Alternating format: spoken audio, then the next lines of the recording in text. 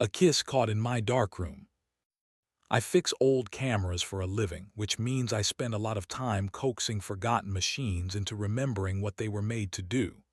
Springs soften, shutter curtains stick, light seals turn to velvet dust.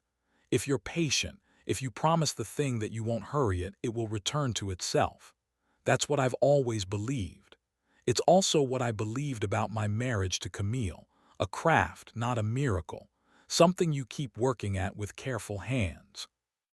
Our apartment sits above my shop, a corner space with big windows and a neon sign that hums like a content cat when the river wind presses against the glass.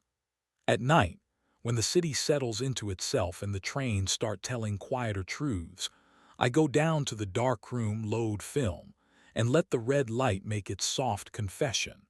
Most men pray in churches. I pray over the slow rise of an image in Stop Bath. The night that changed everything began simply, with a shoebox. A woman I didn't recognize slipped in near closing carrying the box like a heart she wasn't sure she wanted back. She had bangs she kept brushing away and a line on her wrist where a watch had lived too long. She set the box on the counter. "Found in an estate," she said, "attic stuff. Is any of it worth saving?" Inside, a battered lake of body, a light meter older than my father's record collection, and a dozen canisters of 35mm film rubber-banded by decades. The Leica's leatherette was cracked, but the shutter sounded promising, thin, fast, like a secret that knew how to run. I named a price that made her smile with relief. She left without giving me a name, only a thanks that carried more weight than it should have. Camille texted as I flipped the sign to closed. "Late editing. Don't wait to eat." She's a brand director for a fashion house that worships the art of the almost scene. She knows how much skin makes a story and how much ruins it. We've been together 8 years. She still turns my head in our own kitchen. I ate a sandwich at the workbench, then took the film to the darkroom. It's a narrow space with a sink along one wall and a shelf that sags under the weight of old chemicals and older stories. I loaded the reels by feel, listening to the film whisper past my fingers, the way you can hear someone thinking in the next room if the door is cracked. I poured the developer and set the timer. You learn to sense a frame before you see it. Silhouettes are rumors. Light is an argument. The first roll bloomed with small domestic joys. A dog with one ear up, a sun-drunk lunch on a balcony, the backs of strangers who were probably lovers and didn't yet know they'd break up in September. The second roll tightened its focus. Hotel rooms reflected in windows, women handling espresso cups with the kind of attention you hope they'll give to you. Whoever shot this understood that bodies are cities, and cities are bodies. On the third roll, I recognized a place. The penthouse of the Zodiac, a boutique hotel on the river where Camille's team had staged a shoot last spring, selling silk that suggested disobedience without promising it. The room's arched windows framed the skyline the way an arm frames a waist. A woman stood in profile, all angles softened by the lens. Long neck, shoulder bones like commas before a confession. My breath went odd. The shape of her was too familiar. I lifted the negative toward the light. The shot wasn't her face, not yet. It was the posture, pelvis tucked, weight on one foot, hand half-fist near the hip. Camille's thinking pose. I'd know it by smell in the dark. On the next frame, she turned. Even blurred by grain, she was unmistakable. My wife, hair gathered low, mouth parted, eyes doing that dangerous thing where they invite and warn at once. She wore a silk slip the color of noon behind a curtain. It clung to her like heat. Behind her, just out of focus, the sleeve and hand of a man. Suit jacket fell to the elbow, bare forearm, the bracket of a wristwatch cutting a mark into skin. I almost ruined the sequence right there, my hand spasming on the wet film. I steadied myself, breathing in the darkroom's medicine. Vinegar, dust, a sweetness that didn't belong to anything you could eat. Frame by frame, the room unfolded. Camille near the window, eyes lowered. The man adjusting the sheer strap at her shoulder with a care that was either professional or something else. A shot of their reflections in the black glass of night, his mouth a fraction from her ear. It could be a shoot, it probably was. She failed to mention this particular concept, no crime. But the sequence had a pulse not meant for ad copy. In the last photo, the man's hand pressed flat on the small of her back, a claim written in a language every teenager learns too young. Camille's face was turned away. You couldn't see if she was closing her eyes. The timer on the counter went off without my help. I fixed the film, washed it, hung it. The strip swayed gently, knives of truth you couldn't swallow without bleeding. When she came home after midnight, I was upstairs pretending to read. She kicked off her heels by the door, wincing in that way she tries to hide because she hates admitting she's mortal. "How was the editing?" I asked, cautious, like you ask the sea how it slept. "Merciful," she said, falling onto the couch. "We cut the campaign down to suggestive and saved the rest for private fantasies." "Whose private fantasies?" "Everyone," she said, smiling with her eyes shut. "Do I smell like the office?" "You smell like insomnia and almonds," I said, going to her, kneeling to press my face to her shoulder. She touched my hair, quick and grateful, and then headed for the shower. Her slip hung on the bathroom hook like a question that hadn't decided between polite and rude. I told myself to wait until morning. Then I didn't. At 2 a.m., I went back down to the darkroom and made contact sheets. I moved a loop over the glossy grids, counting arteries. Her ring deliberate on her finger in early frames, then gone in one, the slip strap seen. Then back as if the hand that removed it had remembered some line not to cross. The man stayed anonymous, forearm, hand, tie. When his face finally entered the frame from the edge, it was in motion, mouth open, an almost kiss bending toward her. I slept badly, waking into named things. Jealousy, which tastes metallic. Anger, which makes a seam in the tongue. Arousal, which doesn't ask for permission to complicate the others. Emotion is a chemical bath. You mix without instructions and hope you don't dissolve. Morning put a cool cloth on the night's fever. Camille made coffee in the oversized shirt she steals from my side of the closet, her legs bare and enviably indifferent about it. She kissed me with a level of detail that would have either reassured or wrecked a weaker man. If there was guilt in it, I couldn't find the spice. I waited until she left for a meeting, then called the Zodiac. A woman named Freya in events remembered me because I'd fixed their in-house Hasselblad after a guest had tried to understand it with force. "Spring campaign," she said when I asked about the shoot. "Your wife is a magician. Her team booked the rooftop bar and 614. We signed 6 NDAs, sacrificed a goat to the gods of tasteful sin. Why?" "I found a role," I lied, which wasn't entirely untrue, trying to return it to the right eyes. "Try Rhea Hart," Freya said. "Freelance photographer, brilliant, eats uncertainty for breakfast." She gave me a number. Rhea met me that afternoon in my shop. She had the patience of someone who'd shot in countries where time was a rumor. She flipped through the contact sheets with a mouth that kept wanting to confess, and then thought better of it. "Yours?" she asked, glancing up with a grin that let me know she was messing with me on purpose. "Developed, yes," I said. "Made, no." She tapped a fingernail on the almost kiss frame. "You're the husband, right?" "Right," I said. The room learned to listen. "It didn't go there," she said, simple as an oath. "Not because the model wasn't into the tension she was.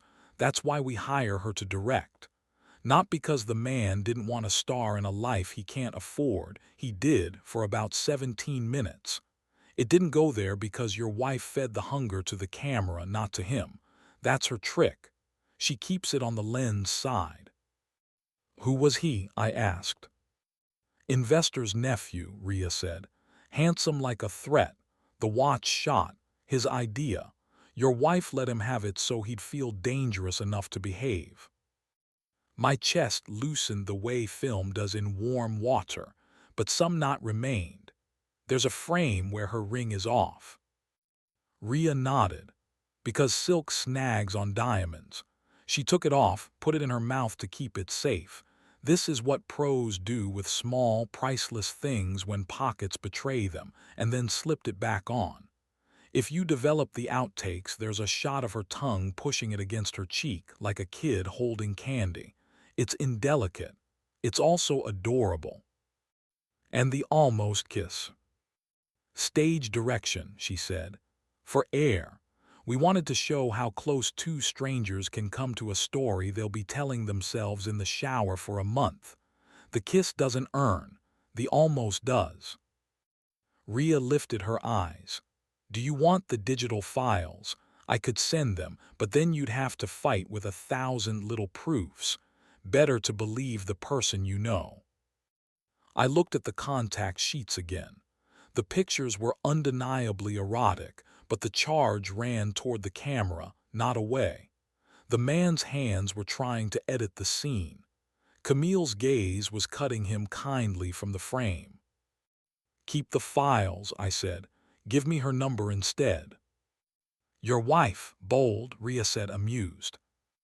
The nephew's, I said. I'll send him an invoice for the film he forgot to pay for. That night I set the table with more ceremony than usual.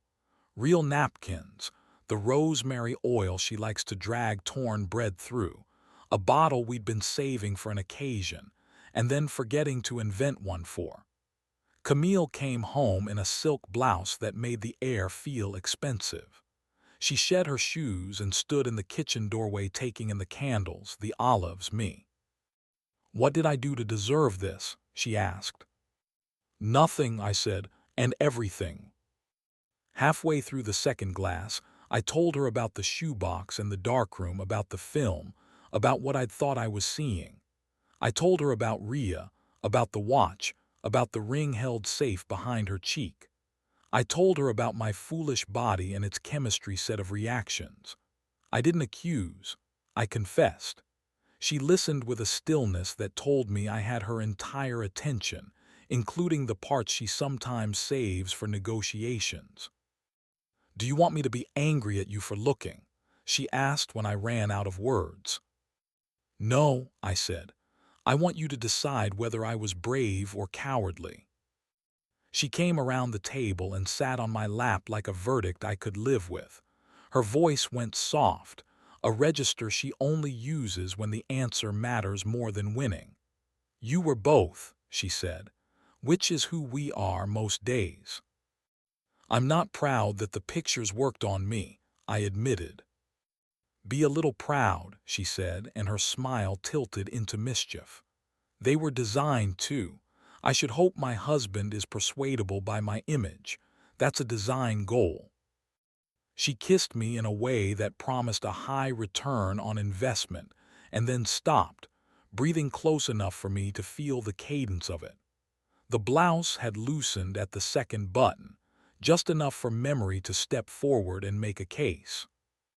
Show me, she said, in the darkroom where you saw me. We went down the narrow stairs like we were sneaking into a movie. The red light made her skin an argument in favor of breaking curfew. I pinned the contact sheets to the corkboard and stood behind her, arms around her waist, the way a man might stand if he'd been offered a second chance in a very small room. This one, she said, pointing to the almost kiss. You thought I closed my eyes. I couldn't see, I said. I didn't, she said. I looked straight at the lens and imagined you behind it. I wish I had been, I said. Then be now, she said, and took my right hand in hers, raising our fingers into the frame of the paper, composing us. It wasn't explicit what happened next, not even close. It didn't need to be. Breath, a palm sliding under silk to the small of her back, that hand knowing when to stop because it belonged to me. The darkroom smelled like photo paper, rosemary, and her, clean skin plus the ghost of her day. The city rattled the windows politely and then let us be. We didn't make love there. The floor is concrete and my knees are not 20. We did something else. We rewrote the scene. We took the air the almost kiss had stored up and spent it on us. When we finally went upstairs, we were laughing the kind of laugh that knows relief is an aphrodisiac you don't sell in stores. After, in the ordinary light, she lay on her stomach reading her own palm like it was a map of a city she wanted to get lost in. "If you ever need to ask me about something like this," she said, "ask as if you want the answer, not as if you want to trap me in it." "I didn't want to trap you," I said. "You wanted to trap the feeling before it turned into a story," she said. "That I understand." We made a rule we could actually keep. No secrets that require a locked room. If something wants the dark, we bring it to the red light together. It sounds corny. Most good rules do until they save you. A week later, an envelope arrived from the Zodiac addressed to the man with the invoice. Inside was a check signed by a hand that bragged when it wrote. There was also a note on hotel stationery. "Apologies for any misunderstanding. Great art requires friction." No name. Just a watch brand logo drawn with dull wit at the bottom. I slid the check into the drawer we use for vacations we haven't taken yet. I placed the note face down and weighted it with a Leica. Sometimes late, when the shop is quiet and the neon cat purrs against the glass, Camille comes downstairs and leans in the doorway watching me. I pretend not to see, because it pleases her to be the audience for once. She'll ask how long a picture takes to appear. "As long as it needs," I say. She'll step into the red halo into me. We'll breathe the same cool air. We're not saints. We're not villains. We're two people who chose each other and keep choosing, with the patience of craftsmen and the appetite of thieves who have found something worth stealing back from the night. If there's a magic to it, it's small and practical. A slower hand, a better question, a willingness to let desire be seen and not sold. And when something almost happens in a room where the windows are too generous and the music teaches bodies to forget, we let it be almost. Then take the rest home, where the light is honest and the door locks from the inside.